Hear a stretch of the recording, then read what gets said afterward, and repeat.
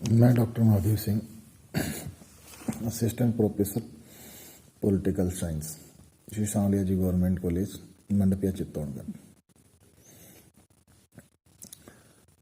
आज हम पढ़ेंगे जापान में अधिकार और कर्तव्य। जापान के संविधान के अध्याय 3 और अनुच्छेद 10 से 40 तक नागरिकों के अधिकारों की बात की गई है। जो संविधान द्वारा नागरिकों को जो नागरिक अधिकार प्रदान किए गए हैं वह निम्न प्रकार से हैं। पहला है समानता का अधिकार। संविधान के अनुच्छेद 14 के अनुसार सभी व्यक्ति, नागरिक, स्त्री पुरुष समान हैं, कानून की नजर में समान है और सबको समान संरक्षण प्राप्त है। किसी भी प्रकार का छुआछूत या भेदभाव, ऊंच नीच स्वीकार्य नहीं है। दूसरा जो अधिकार है वह है स्वतंत्रता का अधिकार। स्वतंत्रता का अधिकार का तात्पर्य यह है कि व्यक्ति को अपना एक स्वतंत्र और निर्भीक जीवन जीने का अधिकार है। इसमें जो मुख्य अधिकार है वह है एक नंबर अनुच्छेद 19 के अनुसार नंबर 1 विचार और अंतःकरण की स्वतंत्रता, यानी अभिव्यक्ति की स्वतंत्रता अनुच्छेद 19 में दी गई है। दूसरा है समुदाय बनाने एवं भाषण एवं प्रेस की स्वतंत्रता, यानी लोगों को अपने एसोसिएशन बनाने की स्वतंत्रता है, वो अपना फ्री स्पीच दे सकते हैं और मीडिया की अपनी स्वतंत्रता होती है। अगली जो स्वतंत्रता है वो साहित्यिक स्वतंत्रता, यानी जापान में साहित्य को लिखना पढ़ने की स्वतंत्रता प्रदत्त की गई है। अगली जो स्वतंत्रता है वह है व्यक्तिगत जीवन की सुरक्षा एवं स्वतंत्रता की रक्षा। ये बहुत ही इंपॉर्टेंट स्वतंत्रता है। संविधान के अनुच्छेद 31 में ये लिखा गया है कि विधि द्वारा स्थापित प्रक्रिया को छोड़कर अन्य किसी भी प्रक्रिया से व्यक्ति की जीवन की सुरक्षा का हनन नहीं किया जा सकता, यानी उसकी जीवन को खतरे में नहीं डाला जा सकता। प्रोसेस एस्टेब्लिश्ड बाय लॉ, यही भारतीय संविधान के अंदर अनुच्छेद 21 में अपनाया गया कि हर आदमी को अपनी राइट टू लाइफ है और इस राइट टू लाइफ को डिफेंड या प्रोटेक्ट कराने की हर व्यक्ति को स्वतंत्रता दी गई है। अगली जो स्वतंत्र है वह अभियुक्त को प्रतिरक्षा का अधिकार। इसका तात्पर्य है कि हर अक्यूज को कोर्ट में अपने आप को डिफेंड करने का या अपनी डिफेंस के लिए लॉयर प्राप्त करने का अधिकार है। अगले जो अधिकार है वह है धार्मिक स्वतंत्रता का अधिकार, यानी जापान के संविधान के अनुच्छेद 20 में लिखा गया है कि जापान के प्रत्येक व्यक्ति को अपनी इच्छा के अनुसार धर्म को मानने का अधिकार है। अगला जो अधिकार है वह शोषण के विरुद्ध अधिकार। अनुच्छेद 18 में ये कहा गया है कि दास प्रथा गैर कानूनी है, इस प्रकार दास प्रथा का अंत किया गया। अनुच्छेद 27 में कहा है कि बच्चों के शोषण पर प्रतिबंध है, बच्चों का शोषण नहीं किया जा सकता। एक प्रकार से जापान के किसी भी नागरिक का शोषण है वह वर्जित है। अगला जो अधिकार दिया गया है वह है शिक्षा का अधिकार। यह जापान में शिक्षा को, एजुकेशन को एक अधिकार, नागरिक अधिकार के रूप में दिया गया है।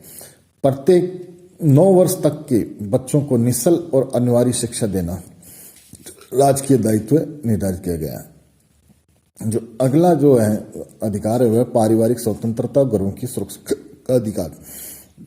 संविधान के अनुच्छेद 24 में ये प्रावधान किया गया है कि प्रत्येक व्यक्ति को उसके परिवार की स्वतंत्रता का अधिकार है और परिवार में स्त्री और पुरुष समान है और सबको अपने घरों की, अपने जान माल की रक्षा का अधिकार है। अगला जो अधिकार है वह है व्यवसाय एवं संपत्ति का अधिकार। संविधान के अनुच्छेद 22 में हर व्यक्ति को कोई न कोई कार्य करने का अधिकार है और साथ साथ उसको अपना संपत्ति अर्जन का अधिकार है। अब हम बात करते हैं जापान के संविधान में राजनीतिक अधिकारों की। तो राजनीतिक अधिकारों की बात करें तो ये अधिकार वो होते हैं कि जो व्यक्ति को मत देने और मत प्राप्त करने, यानी राजनीतिक पोस्ट प्राप्त करने का अधिकार प्रदान करते हैं। जापान में व्यवसायिक मताधिकार है, वहाँ 20 साल या इससे ऊपर के प्रत्येक स्त्री पुरुष को वोट का अधिकार प्राप्त है। हर व्यक्ति को अपनी याचिका यानी पिटीशन भेजने का अधिकार है। और हर नागरिक को ये भी अधिकार है कि वह अपनी नागरिकता छोड़ सके। ये भी वहाँ राजनीतिक अधिकारों के अंतर्गत आते हैं। अगले जो जापान में जो अधिकार गए हैं वह आर्थिक अधिकार है। आर्थिक अधिकार है वह व्यक्ति के व्यक्तित्व के सर्वांगीण विकास के लिए आवश्यक है। इन अधिकारों में जो पहला अधिकार है वो काम का अधिकार, राइट टू वर्क। ये बहुत इंपॉर्टेंट अधिकार है जो जापान के संविधान के अनुच्छेद 27 में दिया गया है। और इस काम के अधिकार अगर किसी व्यक्ति का है तो वह निश्चित रूप से एक इंपॉर्टेंट अधिकार है। और इसी का जो सब जुड़ा हुआ अधिकार है वो जीवन स्तर को बनाए रखने का अधिकार। यह अधिकार अनुच्छेद 25 के तहत दिया गया है कि हर व्यक्ति को अपना एक लाइफ स्टैंडर्ड बनाए रखने का अधिकार है। अगर ये तभी बनाए पास जब व्यक्ति को रोजगार हो, उसके पास काम हो। इसके साथ साथ मजदूरों के भी अधिकार दिए गए हैं। अनुच्छेद 28 में मजदूरों के अधिकारों की बात की गई है, जिसमें कहा गया है कि मजदूर अपने संघ बना सकते हैं, इकट्ठे हो सकते हैं, अपने अधिकारों की पैरवी कर सकते हैं। इस प्रकार ये मुख्य जापान के संविधान में अधिकार बताए गए हैं, इनका प्रावधान किया गया है। अब हम बात करते हैं कि जापान में जो अधिकार हैं, जो नागरिक अधिकार कॉन्स्टिट्यूशन ने दिए, इन अधिकारों के संरक्षण की भी व्यवस्था की गई है। और ये जो संरक्षण की व्यवस्था है वह सर्वोच्च न्यायालय के क्षेत्राधिकारियों जुरिडिक्शंस के तहत आती है।